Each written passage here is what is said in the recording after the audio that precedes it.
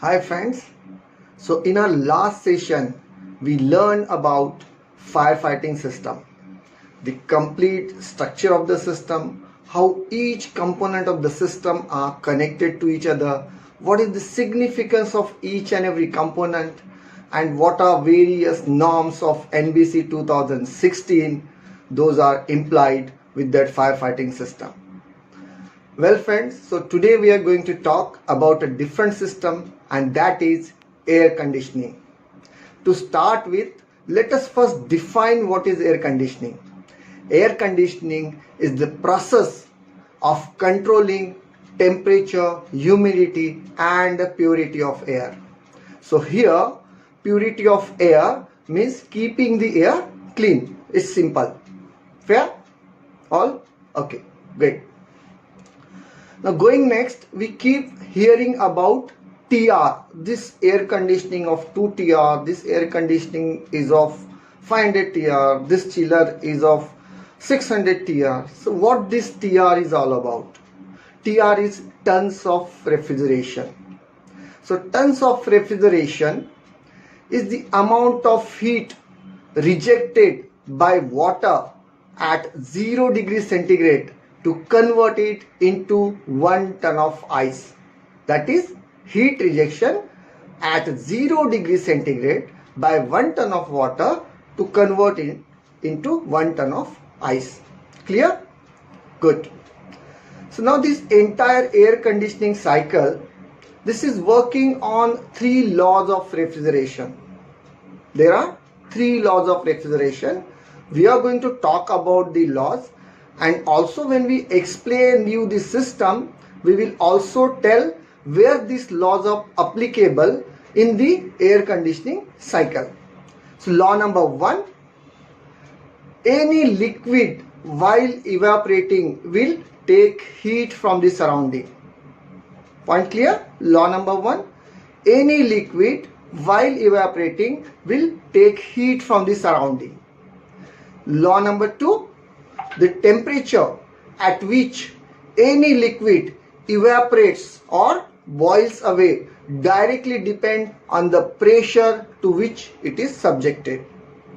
May I repeat it again? The temperature at which any liquid evaporates or boils away directly depend on the pressure to which it is subjected. And law number 3, any gas can be brought down to liquid state if it is suitably compressed and cooled. Any gas can be brought down to liquid state if it is suitably compressed and cooled. That is the third law. You must have heard about various gases being in liquid state. LPG for that matter, we use it on everyday basis. Liquefied petroleum gas, liquid CO2 that we have in our firefighting cylinders, CO2 cylinders. We have liquid nitrogen, we have liquid hydrogen, we have liquid oxygen. So there are multiple gases which are live examples in front of us, wherein the gases were compressed to bring them to a liquid state post required cooling. So next we are going to talk about this system and how it functions. As you see the complete air conditioning system diagram, there are multiple circuits into this.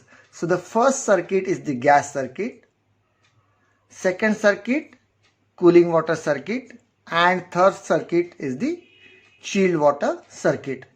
We will see the components of all these circuits separately one by one. To start with, we will talk about the gas circuit.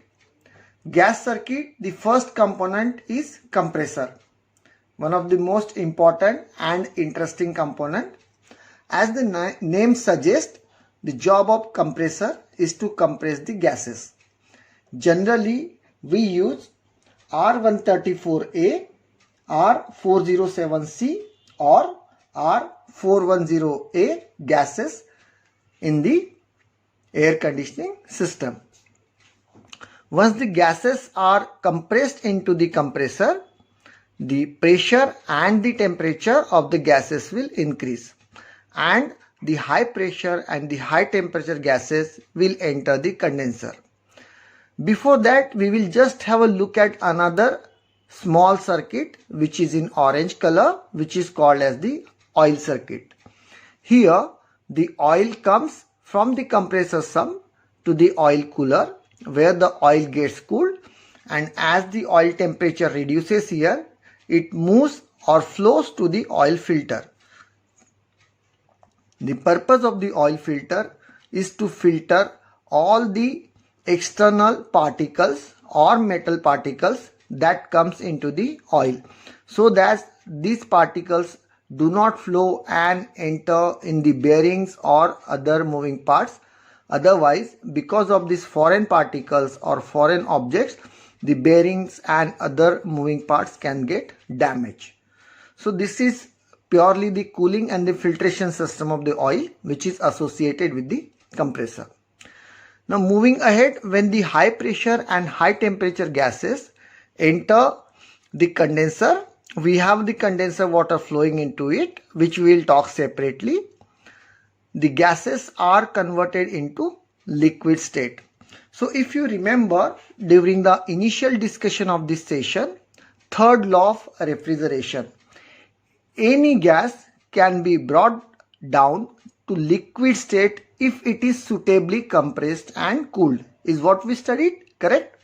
So the function of the compressor and the condenser is to compress and cool it to convert it into a liquid state, and this is where third law of refrigeration is getting applied, correct? Let's move ahead. The liquid freon moves out of condenser and then it get divided into two lines. First is the liquid line which enters the economizer. The economizer is a component which enhances the efficiency of the air conditioning system so that we have minimum energy consumption. If you see the line, green colored one, which is taken from the main line, it enters one intermediate expansion valve. So the liquid, when enters the expansion valve, it forms vapor when it moves out because of controlling of the flow, and these vapor particles, the gas vapor particles, it enters the economizer and eventually start cooling this liquid line. So the temperature of the liquid freon is further reduced for enhancing efficiencies, and as these vapors of gases take heat from the liquid freon, it is superheated, and those gases, superheated gases, will go to the suction side of the compressor to close this loop. Moving ahead, from the economizer, the liquid freon goes to the dryer. The dryer has silica gel in it. The purpose of dryer is to remove any kind of moisture from the air conditioning system. Okay, so just to tell you, air and moisture are the two biggest enemies of any air conditioning system. So we need to have our gases in air conditioning system free of all kind of moisture and air. From the dryer, the liquid will flow towards solenoid valve, which is in orange color. So what the solenoid valve does here, it is an electrically operated valve. In case if we stop the compressor or the chiller, it will automatically shut down the flow of liquid freon towards the expansion valve and further to the evaporator. So this valve remains in closed condition whenever the chiller is not running. Whenever we start the chiller or air conditioning plant, this solenoid valve will lift up and allow the flow of liquid freon towards the expansion valve. From the expansion valve, the liquid freon moves out, and here it is controlled. so that we have the freon in vaporized form going inside the evaporator. Now, if you remember the second law, the temperature at which any liquid evaporates or boils away directly depend on the pressure to which it is subjected. So what happens after the expansion valve? The pressure as well as temperature of freon starts going down, and when it enters the evaporator, it has a lot of space for expansion. So as the gases expand here, it starts taking heat from the chilled water, and the pressure as well as temperature reduces. If you see, there is a small line which is called as capillary, moves and enters at this blue colored component which is called as the bulb. This bulb is attached to the chilled water outlet line. So this bulb also has a function. Whenever the chilled water temperature goes high because of various consumptions and temperature into the office spaces, there is a gas inside this bulb. The gas will start expanding. As the gas expands, the pressure of the gas inside this capillary increases, and when the pressure increases, there is a diaphragm inside the expansion valve.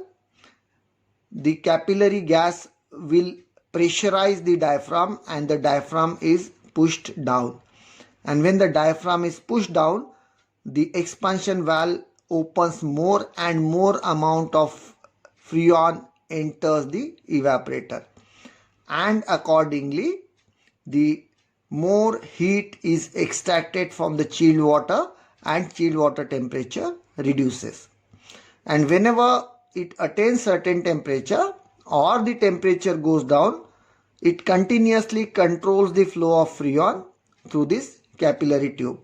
So when the temperature goes down, these gases will stop expanding, and it will accordingly reduce the pressure on top of the expansion valve.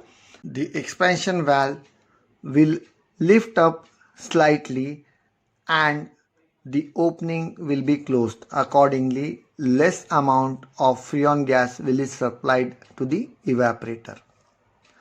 Once the gases are evaporated into the evaporator, it starts going up into the compressor. If we have seen the previous line which is coming from the economizer, this line and other line coming from the evaporator connects together to go to the suction of the compressor. Here the gases are compressed and again moved towards the condenser. This is the complete cycle of the gas which is flowing through the air conditioning system. We will also talk about few important points related to condenser as well as evaporator. Refrigerant approach temperature is one of the most important parameter in our chiller system. RAT or refrigerant approach temperature is determined by calculating the difference between the living fluid, that's water, and the saturated temperature of the refrigerant being heated for evaporator and cooled for condenser. There are some interesting things about condenser as well. Scaling of condenser is one of the most important part we need to take into consideration, as higher scalings in the tubes of condenser would reduce the efficiency of the chiller plant.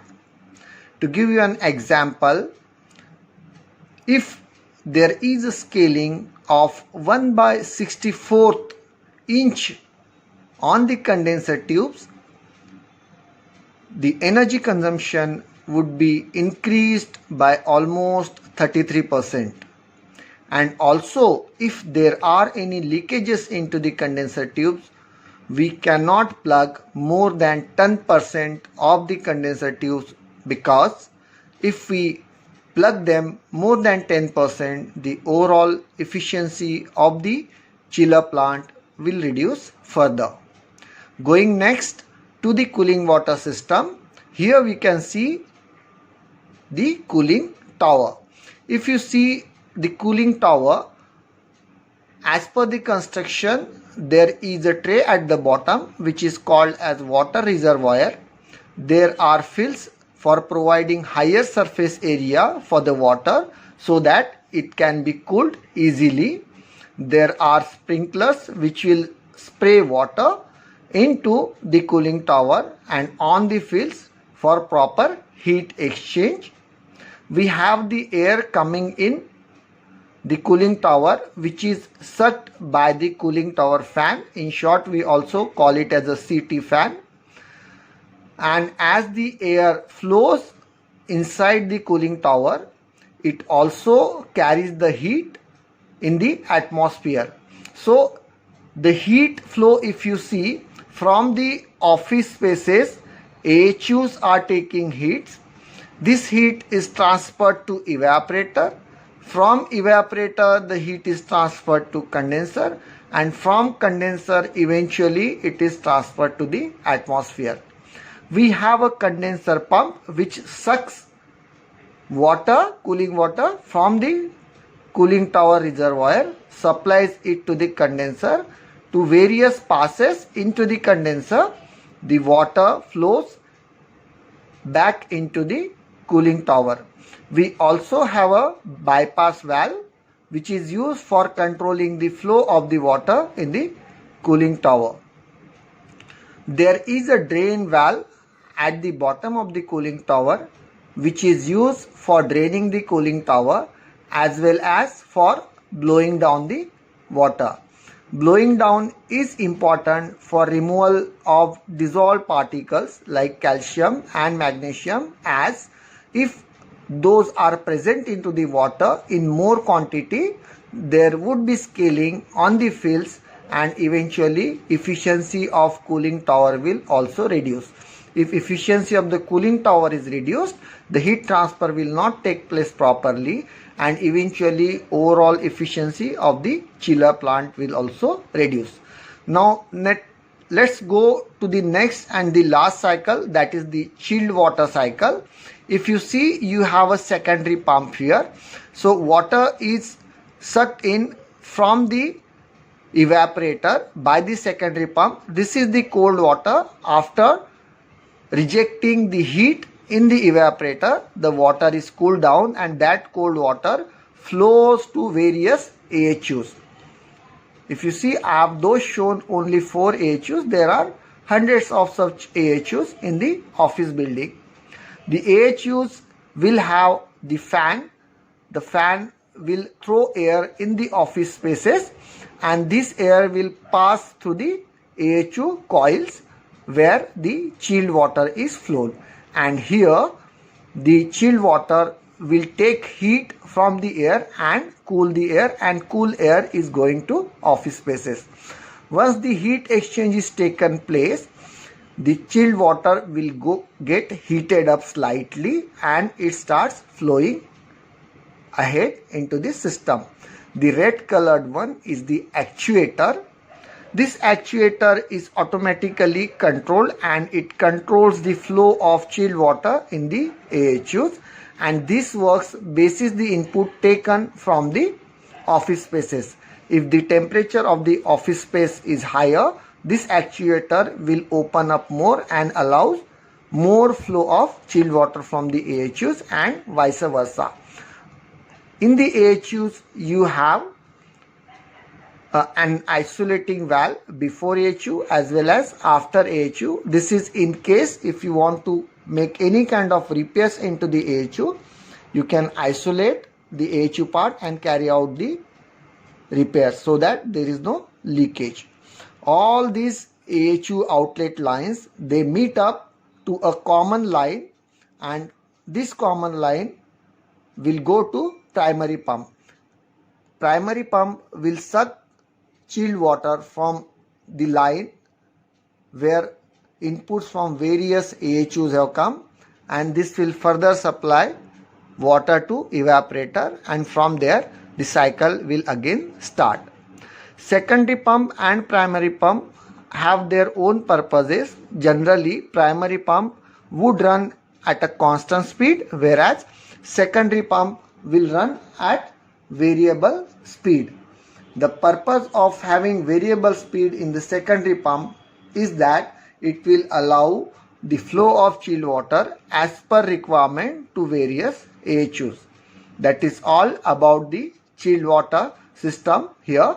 So we have seen the complete cycle of chiller plant, including all the three circuits, that is cooling water circuit, gas circuit, as well as chilled water circuit. I hope you had one of the most encouraging session today and you enjoyed the complete session. I hope you gained lot of knowledge, even if some of you were aware about many aspects of air conditioning. I'm sure this has refreshed something that you learned long back.